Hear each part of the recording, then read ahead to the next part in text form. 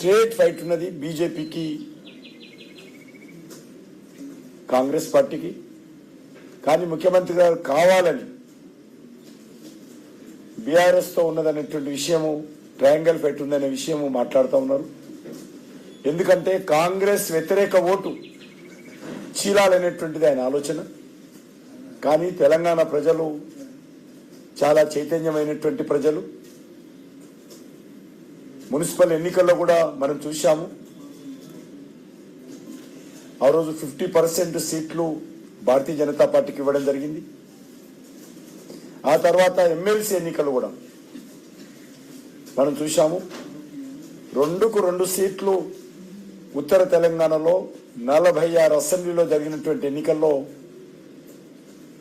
ముఖ్యమంత్రి గారు వచ్చి ప్రచారం చేసి ఇదే విధంగా బురద జల్లినప్పటికీ, తప్పుడు ప్రచారం చేసినప్పటికీ తెలంగాణ ప్రజలు, ముఖ్యంగా విద్యావంతులు, మేధావులు, ఉపాధ్యాయులు 2కు 2 ఎమ్మెల్సీలు ఉత్తర తెలంగాణకు సంబంధించి బీజేపీని గెలిపించడం జరిగింది. ఈరోజు ఒక ఉత్తర తెలంగాణనే కాదు, అన్ని మున్సిపాలిటీల్లో కూడా మంచి వాతావరణంతో ఎన్నికల ప్రచారం జరిగింది. వాళ్ళు ఈరోజు ఓటర్లకు ఇచ్చేటువంటి డబ్బు ప్రచారం చూసిన తర్వాత కాంగ్రెస్ పార్టీ, బీఆర్ఎస్ పార్టీ తమ తమ బడ్జెట్లను డబుల్ చేసుకొని ఈరోజు ప్రచారం చేస్తా ఉన్నారు. ఈరోజు అన్ని ప్రాంతాల్లో ప్రజలు బీజేపీ వైపు మొగ్గు చూపుతా ఉన్నారు. నేను అనేక రకాలుగా మోడీ గారికి ఏం సంబంధము, మోడీ గారు ఏమైనా వచ్చి మోరీలు సాఫ్ చేస్తాడంటాడు. నేను ముఖ్యమంత్రి గారిని అడుగుతా ఉన్నాను, మీరేమైనా మోరీలు సాఫ్ చేస్తారా? మీరు మున్సిపల్ మంత్రి కదా, ముఖ్యమంత్రి కదా, మీరు చేస్తారా? మరి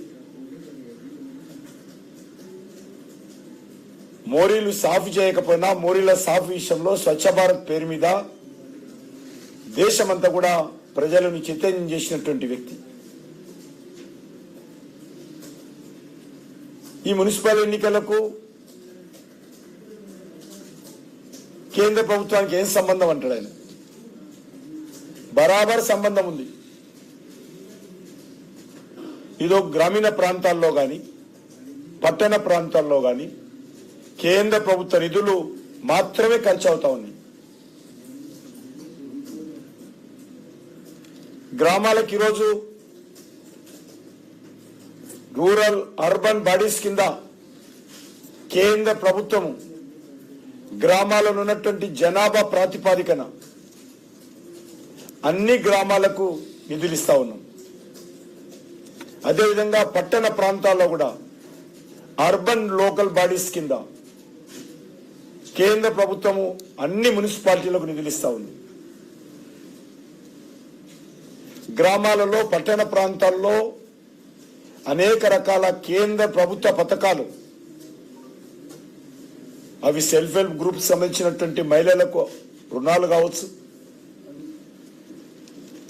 ఇతర అనేక ప్రాంతాలకు సంబంధించినటువంటి పేదలకు ఇస్తున్నటువంటి, తెల్ల రేషన్ కార్డుదారులకు ఇస్తున్నటువంటి ఉచిత బియ్యం కావచ్చు,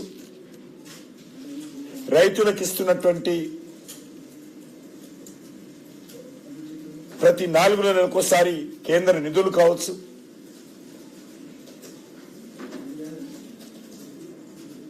పట్టణ ప్రాంతాల్లో గ్రామీణ ప్రాంతాల్లో టాయిలెట్ల నిర్మాణం కానీ, లేక జనధన్ అకౌంట్లు కానీ,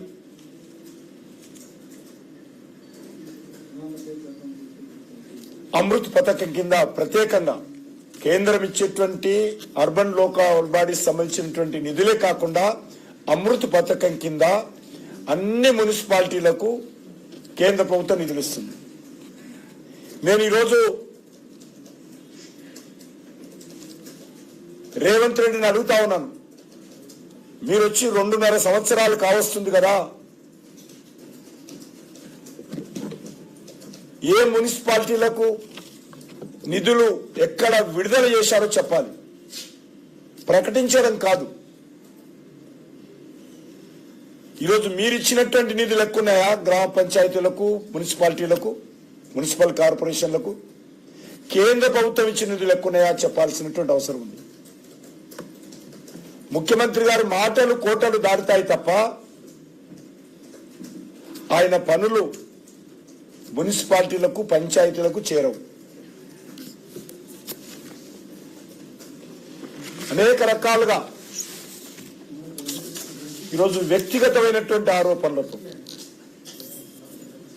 ఆయన విమర్శిస్తా ఉన్నాడు. ముఖ్యంగా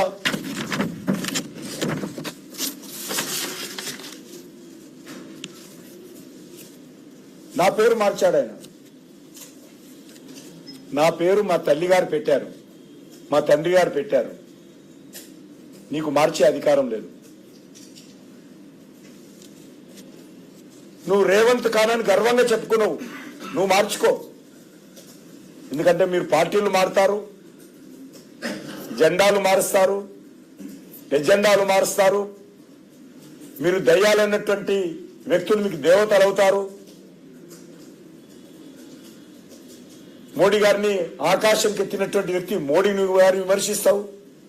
మీకు అలవాటు కావచ్చు, మీరు మార్చుకోండి. రేవంత్ రెడ్డి పోయి రేవంత్ ఖాన్ అని పెట్టుకోండి, చట్టబద్ధంగా పేరు మార్చుకున్నా మాకేం అభ్యంతరం లేదు, అది మీ ఇష్టం. మీరు కావాలంటే మతం మార్చుకున్నా కూడా మాకు అభ్యంతరం లేదు. కానీ మా తల్లి గారు పెట్టినటువంటి పేరు, మా తండ్రి పెట్టినటువంటి పేరు, మా ఇంటి పేరు మార్చేటువంటి అధికారం నీకు లేదు. నేను ఎప్పుడు కూడా వ్యక్తిగతంగా మాట్లాడను. కానీ రాజు నా మీద వ్యక్తిగతంగా ముఖ్యమంత్రి గారు పదే పదే దాడులు చేస్తున్నాడు. కాంగ్రెస్ పార్టీ కార్యకర్తలు చెప్తున్నాడు ఈయన పేరు మార్చి మాట్లాడాలని. ఇంత దిగజారుడు రాజకీయాలు వీళ్ళకు మజ్లిస్ పార్టీ, ఓవైసీ వీళ్ళకి అన్ని రకాలుగా కలిసి వస్తుంది అంటున్నారు. ఎస్, మీరు మజ్లిస్ పార్టీతో కలిసి కాపురం చేసినన్ని రోజులు ఆ కాపురంలో నిప్పులు పూసే పని చేస్తాం మేము. మీరు పచ్చి మతోన్మాద పార్టీ, పచ్చి రాజకీయ రజాకర్లతో కలిసి తిరుగుతున్నన్ని రోజులు ఖచ్చితంగా భారతీయ జనతా పార్టీ విమర్శిస్తుంది. ఈ రోజు కూడా అడుగుతా ఉన్నాం, రాష్ట్రంలో 3000 డివిజన్స్ ఉంటే మజ్లిస్ బలం సుమారు 1000కి పైగా డివిజన్లలో ఉంది.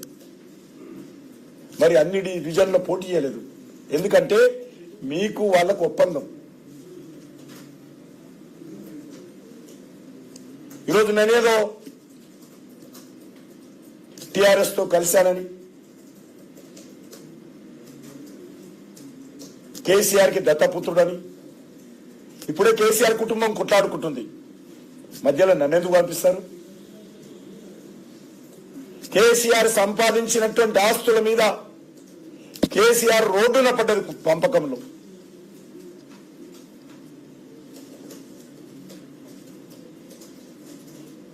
నేనెవరికి దత్తపుత్రుడు కాదు.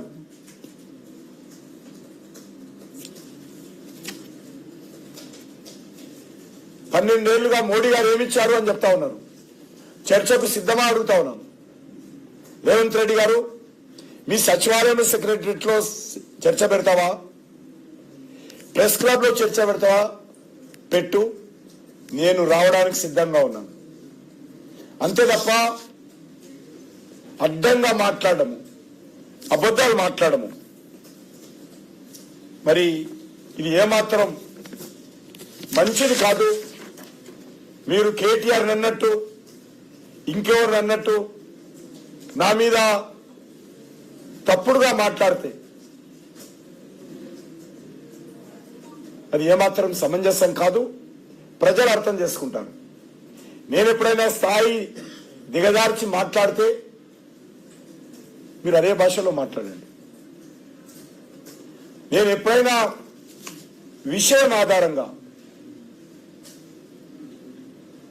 పార్లమెంటరీ భాషలోనే మాట్లాడుతుంటాను.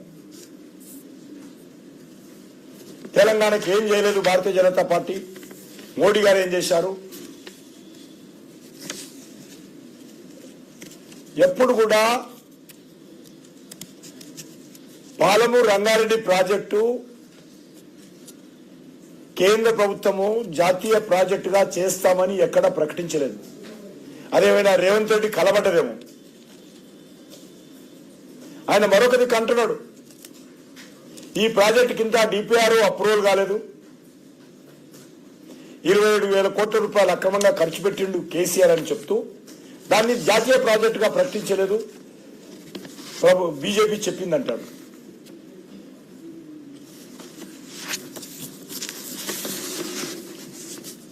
ఈరోజు తెలంగాణలో మున్సిపాలిటీల్లో మంచి వాతావరణం ఉంది.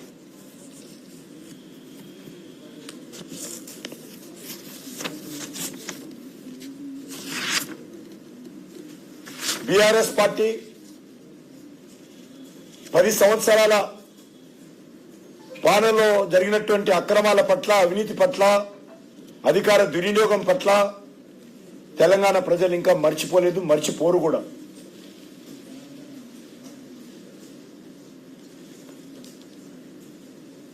పది సంవత్సరాలుగా దోచుకొని దాచుకున్నటువంటి డబ్బుకు పంపకం విషయంలో, ఆస్తుల పంపకం విషయంలో ఈరోజు బీఆర్ఎస్ పార్టీ రోడ్డున పడ్డది. ఆ పార్టీకి కనుచూపు మేరల్లో తెలంగాణలో భవిష్యత్తు ఉండదు. అందుకే తెలంగాణ ప్రజలు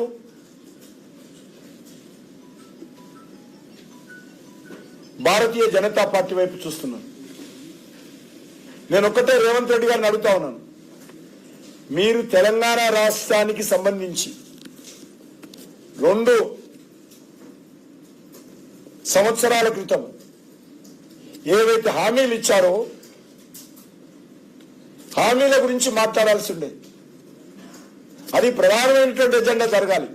తెలంగాణ రాష్ట్రానికి పరిమితమైనటువంటి మీ హామీలు, మీరు అధికారంలోకి వచ్చారు. మీరు అధికారంలోకి వచ్చిన తర్వాత పార్లమెంట్ ఎలక్షన్స్ లో ఓటు అడిగారు.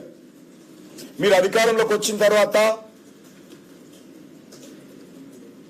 ఎమ్మెల్సీ ఎన్నికల్లో కూడా విస్తృతమైనటువంటి ప్రచారం చేశారు. జూబ్లీహిల్స్ అంటే అదొక పరిమితమైనటువంటి ఒక అసెంబ్లీ, కానీ ఇది ఎమ్మెల్సీ ఎలక్షన్స్ 46 అసెంబ్లీలలో 50% తెలంగాణలో పోలింగ్ జరిగింది. మళ్ళీ మన గ్రామ పంచాయతీ ఎలక్షన్స్ లో ఓటు అడిగారు. ఇప్పుడు మున్సిపల్ ఎలక్షన్స్ లో ఓటు అడుగుతున్నారు. మీరు గెలిచిన తర్వాత, మీరు అధికారంలోకి వచ్చి ముఖ్యమంత్రిగా ప్రమాణ స్వీకారం చేసిన తర్వాత ఇది 4వ ఎలక్షన్. అసెంబ్లీ ఎలక్షన్స్ తీసేస్తే 4వ ఎలక్షన్. ఈ 4 ఎలక్షన్స్ లో కూడా మీరు ప్రచారం చేస్తున్నారు. కాబట్టి మీరు చేసిందేందో చెప్పండి. ఎంతసేపు ఉచిత బస్సు అని ఊదరగొట్టడమే తప్ప ఏం చేశారని అడుగుతా ఉన్నాను. ఉచిత బస్సు పేరు మీద, ఉచిత బస్సు ద్వారా ప్రజల కడుపు నిండదు, తెలంగాణ సమస్యలు పరిష్కారం కావు. బస్సులో ఫ్రీగా తిరిగినంత మాత్రాన ప్రజలకు ఉపాధి అవకాశాలు రావు. బస్సులో తిరిగినంత మాత్రాన మీ ఇచ్చినటువంటి 6 గ్యారెంటీలు ప్రజలు మర్చిపోరు. ఉచిత బస్సులో తిరిగినంత మాత్రాన మీరు 420 హామీలు, 420 హామీలు ప్రజలు మర్చిపోరు. భారతీయ జనతా పార్టీగా పదే ప్రశ్నిస్తాము, పదే మాట్లాడతాము. కాబట్టి వాటి గురించి మీరు నిన్న చెప్పినుంటే సంతోషంగా ఉండేది, సభలలో చెప్పినుంటే బాగుండేది. అదేం చెప్పకుండా భారతీయ జనతా పార్టీ మీద లేనిపోని ఆరోపణలు, తప్పుడు ఆరోపణలు. ఈరోజు మజ్లిస్ పార్టీ గురించి చాలా గొప్పలు మాట్లాడుతూ భారతీయ జనతా పార్టీ పట్ల, మోడీ గారి పట్ల అనేక రకాలుగా తప్పుడు ఆరోపణ చేశారు.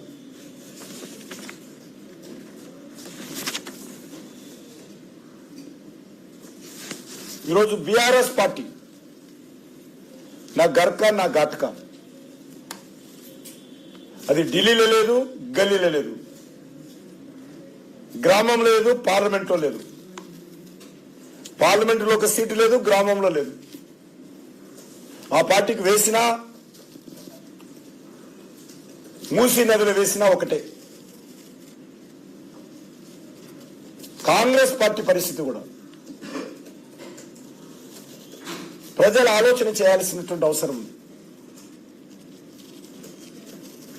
ఇచ్చినటువంటి హామీలు అమలు చేయకుండా పదే పదే ఓట్లు అడిగి మోసం చేస్తున్నటువంటి కాంగ్రెస్ పార్టీకి ఖచ్చితంగా ఎలక్షన్స్ లో తెలంగాణ ప్రజలు బుద్ధి చెప్తారు.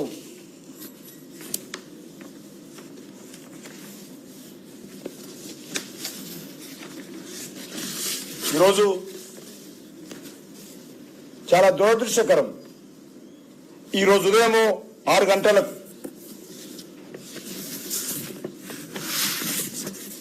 నారాయణపేట మక్తల్లో 6వ వార్డు నుంచి బీజేపీ కౌన్సిలర్ గా పోటీ చేస్తున్నటువంటి ఎస్టీ అభ్యర్థి ఎరుకల మహాదేవప్ప ఈరోజు మృతి చెందడం జరిగింది. దీనికి పార్టీ తరఫున తీవ్రమైనటువంటి విచారం వ్యక్తం చేస్తా ఉన్నాను. పార్టీ జాతీయ అధ్యక్షులు ఈ విషయంపైన నాతో కూడా ఫోన్లో మాట్లాడారు. కాంగ్రెస్ పార్టీ ఈ మున్సిపల్ ఎన్నికల్లో, ఎందుకంటే గ్రామ పంచాయతీ ఎన్నికల్లో గుర్తు లేదు, మీరు చేసినటువంటి దౌర్జన్యాలు చెల్లుబాటు అయ్యాయి.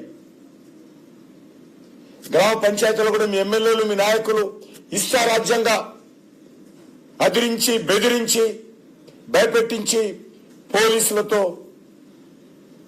నామినేషన్ ఉపసంహరించేశారు, ప్రచారం చేయకుండా అడ్డుకున్నారు.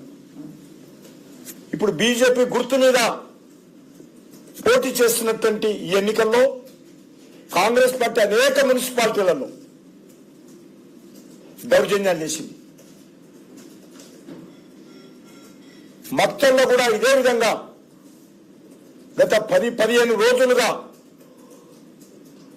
ఎరుకల మహాదేవప్పను పోటీ చేయకూడదని, టికెట్ ఇచ్చిన తర్వాత, నామినేషన్ ఇచ్చిన తర్వాత ప్రచారం చేయకూడదని నిన్న అక్కడ ర్యాలీ జరిగింది, అద్భుతమైనటువంటి ర్యాలీ జరిగింది. స్థానిక పార్లమెంట్ సభ్యురాలు అరుణమ్మ గారు నిన్న ప్రచారం చేశారు అక్కడ. అది భయపడదు, ఎందుకంటే గతంలో కూడా మేము మున్సిపల్ చైర్మన్ ఉన్నాం. మొన్నటి వరకు కూడా ఈ యొక్క మున్సిపాలిటీల సమయం పూర్తయ్యేంత వరకు కూడా మక్తల్ మున్సిపాలిటీ బీజేపీ మున్సిపాలిటీ. ఏ రకమైనా సరే అక్కడ పాగా వేయాలని ముఖ్యమంత్రి సొంత జిల్లా కాబట్టి, సొంత జిల్లాలో ఎవరు గెలవకూడదనేటువంటి దుర్మార్గపు ఆలోచనతో ముఖ్యమంత్రి గారు మహబూబ్నగర్, పాలమూరు జిల్లాతో పాటు అనేక మున్సిపాలిటీలలో బెదిరింపుల కార్యక్రమానికి తెరలేపారు. నేను నిన్న గోదావరికి వెళ్ళినాను. గోదావరి కనిలో కూడా అదే పరిస్థితి, ఖమ్మం జిల్లాలో అదే పరిస్థితి. నిన్న నారాయణపేట మున్సిపాలిటీలో అదే పరిస్థితి. అనేక మున్సిపాలిటీలలో స్థానిక ఎమ్మెల్యేలు పోలీసులను పంపించడం, ఎమ్మెల్యేలు ఇంటికి పిలిపించుకోవడం, పోలీస్ జీపులలో పోటీ చేస్తున్నటువంటి అభ్యర్థులను ప్రచారం చేయకుండా బెదిరించడము, కుటుంబ యువకులైతే, అమ్మాయిలైతే భర్తలను పిలిపియడము, యువకులైతే తల్లిదండ్రులను పిలిపియడము. ప్రజలలో మీకు బలం లేదు కాబట్టి, ప్రజలలో మీ పట్ల వ్యతిరేకత వస్తుంది కాబట్టి, ప్రజలు మీ పార్టీ అంటే అసహించుకుంటున్నారు కాబట్టి, మీరు హామీలు ఇచ్చి మోసం చేశారు కాబట్టి, ఈరోజు ప్రజల్లో వస్తున్నటువంటి వ్యతిరేకతను కప్పిపుచ్చుకోవడం కోసం, ఆ వ్యతిరేకత నుంచి ప్రజల దృష్టి మళ్లించడం కోసం ఎన్నికల్లో గెలవాలనేటువంటి దుర్మార్గపు ఆలోచనతో ఈరోజు మా అభ్యర్థుల మీద ఈ రకంగా ఒత్తిడి చేస్తున్నావు కాబట్టి ఈరోజు తెల్లవారుదామున మక్తల్లో మా అభ్యర్థి అనుమానాస్పదంగా మృతి చెందడం జరిగింది. దీనిపైన ఉన్నత స్థాయి దర్యాప్తు జరగాలి, న్యాయ విచారణ జరపాలి. నేను రాష్ట్ర ఎలక్షన్ కమిషన్ డిమాండ్ చేస్తా ఉన్నాను. దీనిపైన న్యాయ విచారణ జరపాల్సిన అవసరం ఉంది. ఇందులో ఎవరు దోషులో, ఎవరు మా అభ్యర్థి మీద దుర్మార్గం చేశారో, ఎవరు మా అభ్యర్థి పైన దౌర్జన్యం చేశారో, ఈరోజు అభ్యర్థి భార్య, చనిపోయినటువంటి మా అభ్యర్థి భార్య బాజాప్తా కంప్లైంట్ ఇచ్చింది. కాంగ్రెస్ నాయకుల ప్రమేయంతో గత 15 రోజులుగా మా కుటుంబాన్ని వేధిస్తున్నారు. దీనిపైన న్యాయ విచారణ జరపాలని చెప్పి నేను ఈ సందర్భంగా డిమాండ్ చేస్తా ఉన్నాను. దీనికి పూర్తి బాధ్యత ఆ జిల్లా నుంచి ప్రాతినిధ్యం వహిస్తున్నటువంటి ముఖ్యమంత్రి రేవంత్ రెడ్డి బాధ్యత తీసుకోవాలి. ఆయన కారణంగానే ఈరోజు మక్తల్లో మా పార్టీ అభ్యర్థి చనిపోయాడు.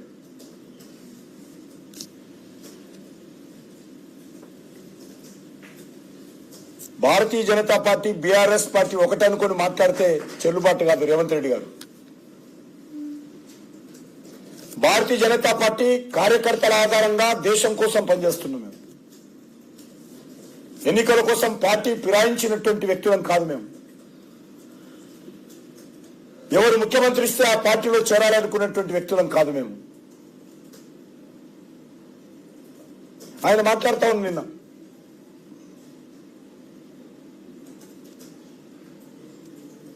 ముఖ్యమంత్రి గారు కేసీఆర్ మీద చర్యలు తీసుకోలేదు కాబట్టి బీఆర్ఎస్ బీజేపీ కోటేయద్దు. కేసీఆర్ మీద అరెస్ట్ చేయలేదు. ఎవరు చెప్పారు? నువ్వు కూడా చెప్పావు కదా, అధికారంలోకి వచ్చింది మీరు కదా. కేసీఆర్ కు చిప్పప్పుడు పెడతాన్నది నువ్వే కదా. కేటీఆర్ ను జైల్లో పెడతాన్నది నువ్వు.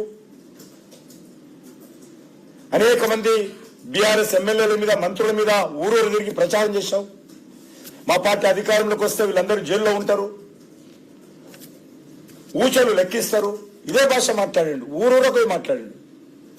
మరి ఎంతమంది ఊచలు లెక్కిస్తున్నారో రేవంత్ రెడ్డి చెప్పాలి. ఎందుకు ఊచల వెనుక ఎవరు పోలేదో చెప్పాలి. ఎవరి రాష్ట్రానికి ముఖ్యమంత్రి, ఏ పార్టీ అధికారంలో ఉన్నది? బీజేపీ అధికారంలో ఉందా? కాంగ్రెస్ పార్టీ అధికారంలో ఉందా?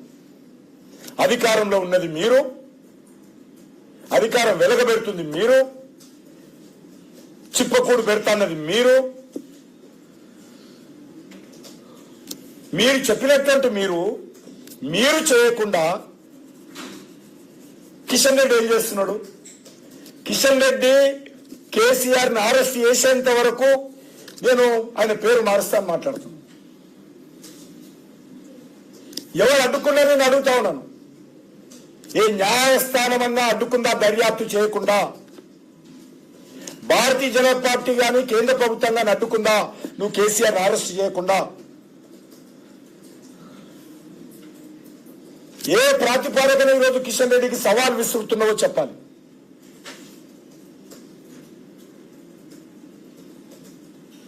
భారతీయ జనతా పార్టీ భుజాల మీద పెట్టి తుపాకీని పేల్చాలనుకుంటే రేవంత్ రెడ్డి ఇది ప్రజలు క్షమించరు. ఇచ్చినటువంటి హామీ ప్రకారం బీఆర్ఎస్ మీద చర్యలు తీసుకోవాల్సినటువంటి బాధ్యత తెలంగాణ ప్రజలు మీ భుజస్కంధాల మీద పెట్టారు. నిన్ను ముఖ్యమంత్రి చేశారు, మీ పార్టీని ముఖ్యమంత్రి చేశారు, మీ జెండా కోట్లేశారు. మీరు కేసీఆర్ ను జైల్లో పెట్టాల్సిన బాధ్యత నీది, నాది కాదు. ముఖ్యమంత్రి ఆయననేనా ఈరోజు తెలంగాణకు? నా మీద మాట్లాడతాడైనా? ఉదయం లేస్తే సాయంకాలం వరకు కేసీఆర్ ని అరెస్ట్ చేయకుండా కేంద్రం అడ్డుకుంటుంది. నేను ఒకటే మనం చేస్తాను, ఏ 1% కూడా కేంద్ర ప్రభుత్వం మీరు చేసేటువంటి దర్యాప్తులో ఎక్కడ కూడా అడ్డం రాకుండా చూసే బాధ్యత నాది. ముఖ్యమంత్రిగా మీరు కేసీఆర్ ని అరెస్ట్ చేస్తుంటే కేంద్ర ప్రభుత్వము ఎక్కడ కూడా మీకు ఇబ్బంది పెట్టకుండా చూసేటువంటి బాధ్యత నాది. అసలు పూర్తి అధికారం నీకున్నది, కేంద్ర ప్రభుత్వానికి లేదు. స్టేట్ గవర్నమెంట్ సంబంధించినటువంటి ప్రాజెక్ట్ తప్పించుకునేటువంటి మాటలు. ఎందుకంటే ఈరోజు రాహుల్ గాంధీ ఒక్కరోజు కూడా బీఆర్ఎస్ వ్యతిరేకంగా మాట్లాడాడు. సోనియా గాంధీ ఒక్కరోజు కూడా బీఆర్ఎస్ వ్యతిరేకంగా మాట్లాడారు. ప్రియాంక గాంధీ ఒక్కరోజు కూడా బీఆర్ఎస్ వ్యతిరేకంగా మాట్లాడారు. కేసీఆర్ కుటుంబానికి వ్యతిరేకంగా మాట్లాడారు. సోనియా కుటుంబానికి, కేసీఆర్ కుటుంబానికి ఒప్పందాలు కుదిరాయి కాబట్టి ఈరోజు రేవంత్ రెడ్డి తన బాధ్యతను నా మీద తోసేటువంటి ప్రయత్నం, మా పార్టీ మీద తోసేటువంటి ప్రయత్నము, కేంద్ర ప్రభుత్వం మీద తోసేటువంటి ప్రయత్నం రేవంత్ రెడ్డి చేస్తా ఉన్నాడు. ఇది నిరూపించండి. రాహుల్ గాంధీకి లేకపోతే సోనియా గాంధీ కుటుంబానికి, కేసీఆర్ కుటుంబానికి ఒప్పందం కాలేదంటే అరెస్ట్ చేసి చూపించు, చర్యలు తీసుకొని చూపించు.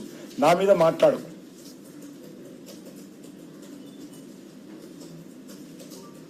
గతంలో అలవాటు మీకు, కేసీఆర్ తో కలిసి అలవాటు నీకుంది,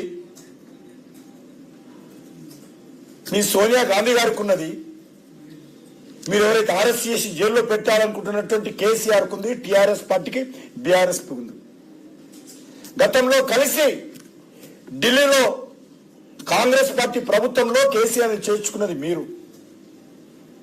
హైదరాబాద్ లో కాంగ్రెస్ పార్టీ ప్రభుత్వంలో మంత్రిగా ఎరగబెట్టింది మీ పార్టీ నాయకులు. మేము ఎప్పుడు కూడా బీఆర్ఎస్ తోటి కలవలేదు, ఏ ఎలక్షన్స్ లో ఒప్పందాలు పెట్టుకోలేదు. మీరు అసెంబ్లీ ఎలక్షన్స్ లో కలిసి పోటీ చేశారు, పార్లమెంట్ ఎలక్షన్స్ లో కలిసి పోటీ చేశారు. మీరు, మీ పార్టీ ఈరోజు కలిసింది ఢిల్లీ లెవెల్లో కలిసింది కాబట్టి నువ్వు బాధ్యత నుంచి తప్పించుకోవడం కోసం, ఈ సమస్య నుంచి ప్రజలకు జవాబు చెప్పలేక, కేసీఆర్ మీద చర్యలు తీసుకోలేక నా మీద, బీజేపీ మీద, కేంద్ర ప్రభుత్వం మీద ఆడిపోసుకుంటున్నాడు. ఇది తెలంగాణ సమాజం అంతా కూడా ఆలోచన చేయాలి. నేను తెలంగాణ సమాజాన్ని కూడా కోరుతా ఉన్నాను. ఈ రాష్ట్రానికి ముఖ్యమంత్రి రేవంత్ రెడ్డా కాదా? కేసీఆర్ మీద చర్యలు తీసుకోవాల్సినటువంటి బాధ్యత రేవంత్ రెడ్డిదా, కిషన్ రెడ్డిదా?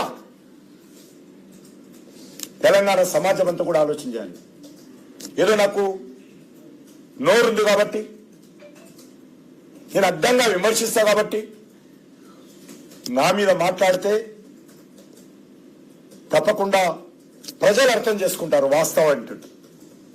మీరు అబద్ధాలు మాట్లాడినంత మాత్రాన ప్రజలు అర్థం చేసుకోలేరు.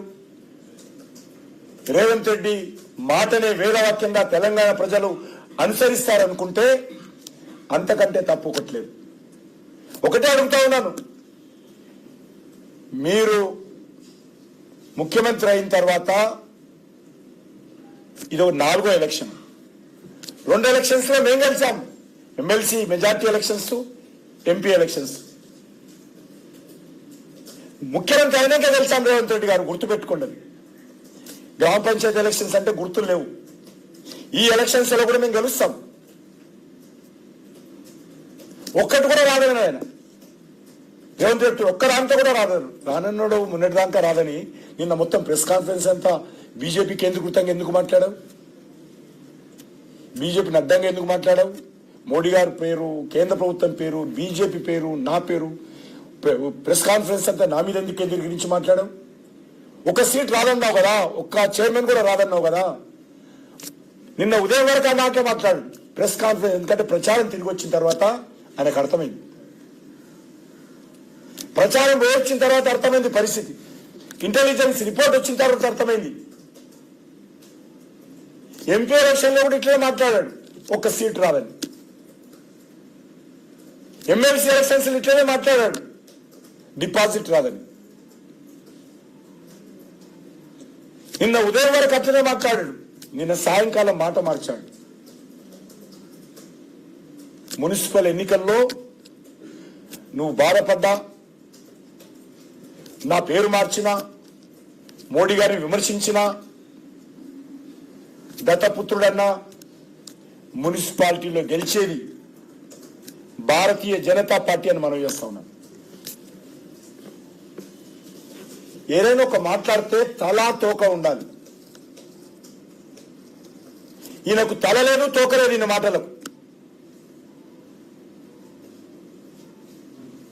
సందర్భము అసందర్భము లేదు. అంతేకాదు, ఈరోజు నేను ఇంతకుముందు చెప్పినట్టు నీకు వ్యక్తిగతంగా బీఆర్ఎస్ మీద కష్టం ఉండొచ్చు, వ్యక్తిగతంగా కేసీఆర్ ను, కేటీఆర్ ను, బీఆర్ఎస్ పార్టీని విమర్శించవచ్చు. మాటలతో కాదు, చేతలతో చేసి చూపించాలని అడుగుతా ఉన్నాను. మాటలతో కాలం గడిపావు, 2 సంవత్సరాల 3 నెలలు అవుతుంది. అదే మాట చిప్పకూడు, తొండ రోజులతా, గుడ్డు బీక్తా, పేగులు తీసి మెడకేసుకుంటా, ఎన్ని సంవత్సరాలు మాట్లాడతావు మాట? ఎన్ని సభలలో మాట్లాడతావు? తొక్కుతా, 10 కిలోమీటర్లు తొక్కుతా, ఎన్నిసార్లు తొక్కుతావు? నిజానికి ఒక్కసారి తొక్కి చూపి. నీకు ప్రజల అధికారం ఇచ్చారు, నీ బాధ్యత అది. తొక్కి చూపి. మరి నువ్వు చూపించకుండా నీ బాధ్యత నుంచి వైఫల్యం చెంది ఈరోజు మాట్లాడుతున్నాను. నేను ఈరోజు అడుగుతా ఉన్నాను, నీకు మీ పార్టీ అధిష్టాన వర్గం కేసీఆర్ కుటుంబం మీద చర్యలు తీసుకున్నటువంటి అనుమతి ఇవ్వకపోతే, నీకు సత్తా లేకపోతే, నీకు ధైర్యం లేకపోతే, ఇచ్చిన మాట మీద నిలబడేటువంటి శక్తి లేకపోతే రాజీనామా చెయ్యి. అంతే తప్ప నీ బాధ్యత, ముఖ్యమంత్రి బాధ్యత నా మీదనో, బీజేపీ మీదనో, కేంద్ర ప్రభుత్వం మీద నెట్టకు. ఆ రకంగా నెట్టి చేతులు దులుపుకోకు.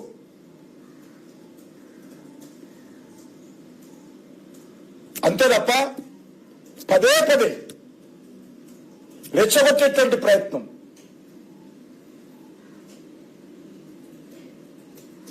సందర్భం లేకుండా విమర్శించేటువంటి ప్రయత్నం ముఖ్యమంత్రి గారు చేయకుండా. ఒక్కటే అడుగుతాను, మీరు ఇచ్చినటువంటి హామీలు ఒక్కసారి తిరిగి చూడండి.